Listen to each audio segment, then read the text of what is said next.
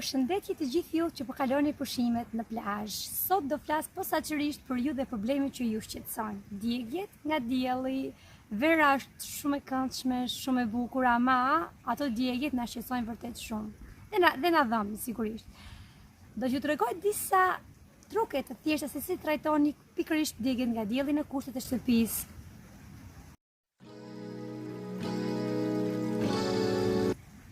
Në fakt, janë disa produkte që ju përdorni shumë shpesh, ama që realisht ndihmojnë shumë për të trajtuar djegjet e diellit. E dini kush është? Uji që ne konsumojmë aq shumë, kompresat me ujë të ftohtë ose copat e akullit të mbështjella me kompresat thjesht i vendosni mbi djegjet vendi ku jeni djegur janë shumë efektive, pasi ata përthithin nxehtësinë nga zona ku na ka djegur dielli. Por gjithmonë, qoftë uji i ftohtë ose kubat me akull duhet të mbështillen nga një kompres në mënyrë që kontakti me lëkurën të mos jetë i ashpër. Gjithashtu, ideale do ishte një dush me ujë në temperaturën e trupit, as shumë i ftohtë, as i ngrohtë, por në temperaturën e trupit do të ndihmojë shumë në uljen e inflamacionit dhe në zvogëlimin e dhimbjeve ose të djegrave që na shkakton dielli.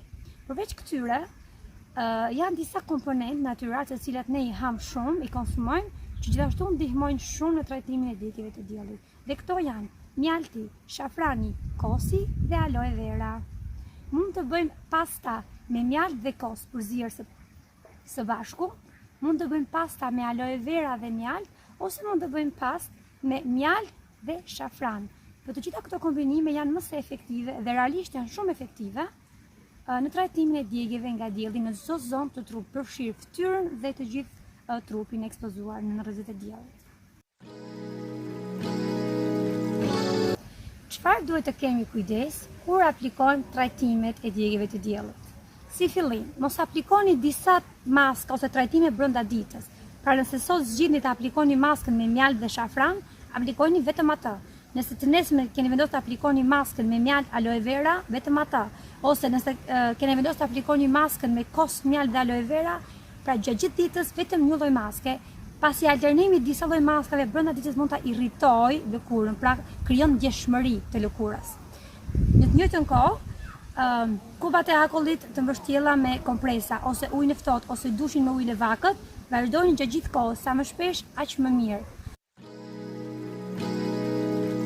Në fakt, disa studime që janë bërë kohëve të fundit kanë treguar që edhe uthulla e mollës organike është efektive në trajtimin e djegjeve, pasi uthulla e mollës përmban acidin acetik, i cili vepron si antiinflamator dhe antiseptik gjithashtu, duke sjellë një shërim dhe rigjenerim më të shpejtë të lëkurës së dëmtuar dhe të djegur. Këto ishin këshilla që do të ndaja me ju, në mënyrë që të shijoni verën pa djegje dhe pa dhimbje. Na ndiqni videot e radhës dhe mos harroni të na bëni subscribe në kanalin tonë.